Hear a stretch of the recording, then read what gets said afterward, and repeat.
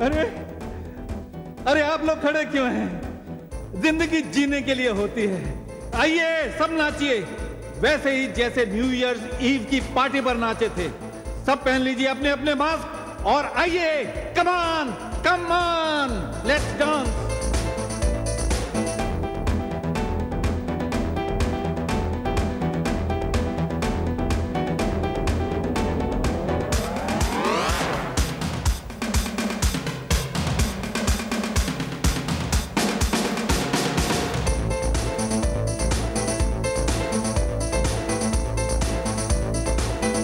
Ladies and gentleman,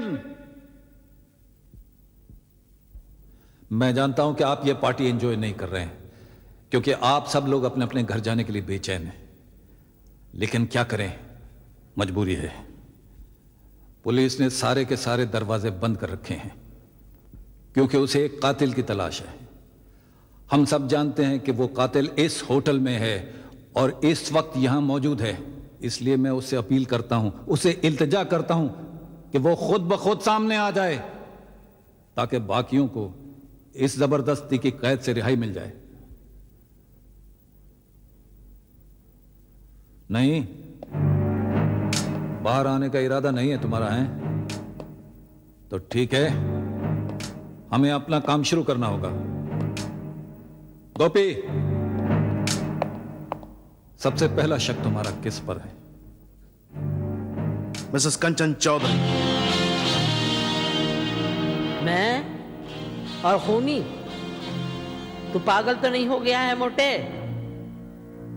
मैं इस wheel chair से उठ नहीं सकती और खून कर सकती हूँ? व्हील चेयर पर बैठने वाले बीमार कभी छड़ी नहीं इस्तेमाल किया करते मिसेस कंचन चौधरी। ये छड़ी आपकी है या नहीं? नहीं।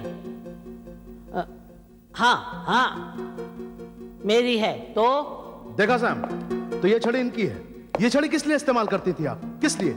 जब आपको तेज चलना पड़ता था, जैसे उस दिन चलना पड़ा था खून करने के बाद। मुझे यहां से ले चलो, नहीं तो मैं इस आदमी का खून कर डालूंगी। देखिए सैम साहब, आप मेरी दादी पर इल्जाम संभल की। गोपी, छड़ी देना। ये मिसेस चौधरी की नहीं, गीतांजलि की है। बचपन में इसे पोलियो हो गया था, इसी वजह से इस बेचारे की एक टांग कमजोर रह गई। इसीलिए दादी माँ ये बात दुनिया से छुपाती थी क्योंकि इसका रिश्ता नहीं हो पा रहा था। गोपी, इस पार्टी में मिसेस चौधरी इसके लिए लड़का ढूंढने आई थी।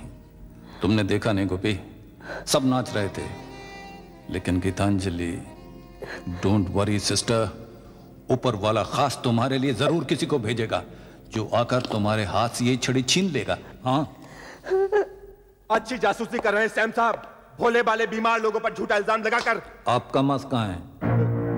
वहां कोई मास्क बचा नहीं था। गौर से देखिए, वहां एक मास्क बचा है। लेकिन वो तो शेर का मास्क है। शेर का मास्क है तो क्या हुआ? वो मेरा मास्क नहीं है, मैं उसे क्यों पहनूं? तो आपका मास्क कहाँ गया?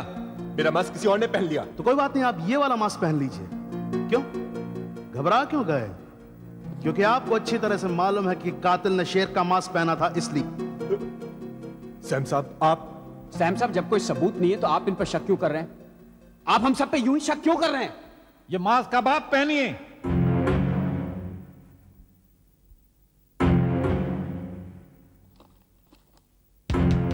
वाह, क्या खिला ये चेहरा। देखिए सब लोग, एक पति का असली चेहरा। वो पति जो कुछ सालों की शादी के बाद अपनी पत्नी से इतना बोर हो जाता है कि वहशी बन जाता है और आजादी के ख्वाब देखने लगता है। उस आजादी के लिए उसे खून भी क्यों ना करना पड़े। मैंने दिल्ली का खून नहीं किया। तुम अपनी पत्नी से बोर हो चुके थे और दूसरी शादी के सपने देख रहे थे, क्योंकि पहली शादी तो तुमने अपनी मर्जी से की और दूसरी तुम अपने खानदान की मर्जी से करना चाहते थे। नहीं, अंजलि से शादी मैंने अपनी मर्जी से की। उस रात ये मास्क तुमने पहना था, तुमने अंजलि का पीछा किया, खून किया तुमने उसका। तुम अंजलि से नफरत करते थे, तुम नफरत करते थे।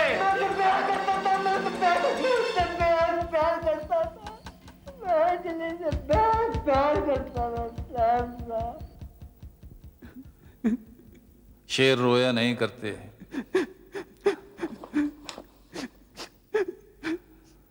तुम्हारे ये आंसू सच्चे हैं मेरे दोस्त, और तुम्हारी बेगुनाही का सबूत है, लेकिन मेरे लिए इन्हें देखना बहुत जरूरी था। तुम सच में अंजलि से बहुत प्यार करते थे, लेकिन कोई तो था तुम्हारे घर में जो उससे बहुत नफरत करता था। देखो देखो, ये शेर का मास्क इसके चेहरे पर बिल्कुल फिट बैठता है।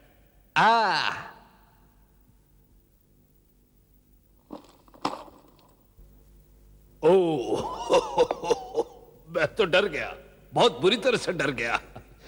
लेकिन इसका असली चेहरा इस शेर के चेहरे से भी ज्यादा भयानक है। जीजा जी,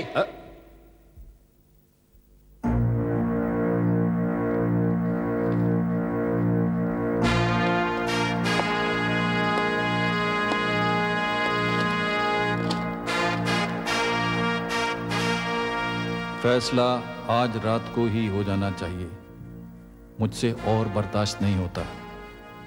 यही लिखा था आपने इस खत में? जी हाँ। क्या बर्दाश्त नहीं होता?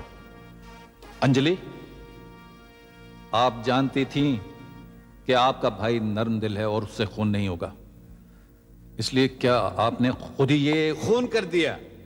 एक खून कर चुकी है और दूसरा करने वाली है। आप चुप रहिए, वरना मैं सचमुच आपका भी खून कर देगी। सी, अगर आप इनका खून कर सकती हैं तो अंजलि का क्यों नहीं? नहीं, अंजलि का खून मैंने नहीं तो किया। आप किस फैसले की बात कर रही हैं? वो मैं आपको नहीं बता मुझे सकती। बताइए, किस फैसले की बात कर रही हैं आप? मैं किसी को नहीं बता सकती।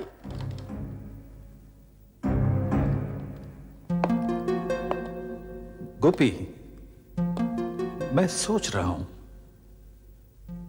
क्या इनका फैसला ये तो नहीं था कि ये अपने पति से तलाक मांग रही थी?